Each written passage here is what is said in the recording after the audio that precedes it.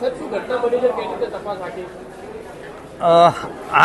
August 2024ના રોજ Maidarpura police station ખાતે એક નોકર ચોરીનો ગુનો દાખલ થયેલ છે, જેની અંદર 65 લાખ રૂપિયાનો મુદ્દામાલમાં હીરા ગયેલા હતા.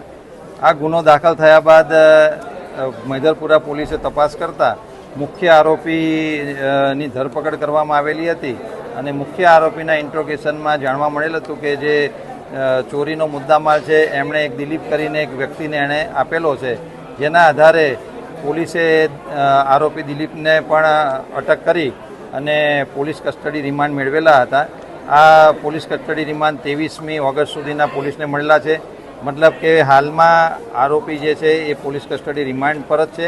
આ દરમિયાન એના કુટુંબિકમાં દિલીપના વાઇફ, દિલીપના ભાભી એટલે એના ભાઈના વાઇફ, દિલીપના મધર, આ ત્રણેય જણાએ એમનું જે રેસિડેન્સ રાંદેર વિસ્તારમાં આવેલું છે ત્યાં કંઈ દવા પીધેલી હતી અને દિલીપના જે ભાભી છે જે મૈદરપુરા પોલીસ સ્ટેશન ખાતે જે તે વખતે નીચે હાજર હોય એ દરમિયાન દિલીપના ભાઈએ આવીને પોલીસને જાણ કરેલી હતી કે મારી વાઈફે દવા પીધેલી છે. તો પોલીસને જ્યારે આ વસ્તુ ધ્યાનમાં આવતા પોલીસે તાત્કાલિક એઓને અહીંયા સ્મીમેર હોસ્પિટલ ખાતે સારવાર અર્થે લઈ આવ્યા.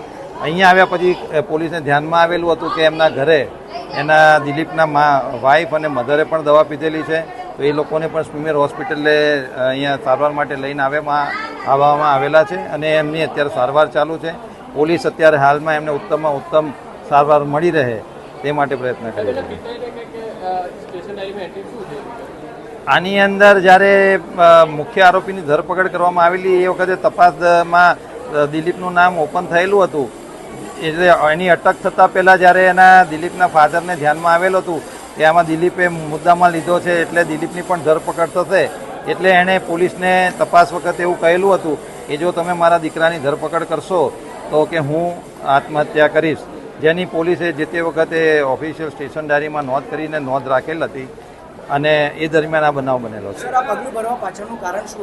હવે એ અત્યારે તો એ અમારી પ્રાયોરિટી નથી. અત્યારે અમારે તો આ લોકોને ઉત્તમ સારવાર મળી રહે એ છે, પરંતુ રીઝન હોઈ શકે કે કદાચ એમનો દીકરોની અટક થઈ હોય તો સામાજિક રીઝન પણ હોઈ શકે, પરંતુ એ તપાસનો વિષય છે. અત્યારે અમારા માટે, પોલીસ માટે મોટી પ્રાયોરિટી એ છે કે તમામ લોકોને સારામાં સારી સારવાર મળી રહે. આભાર.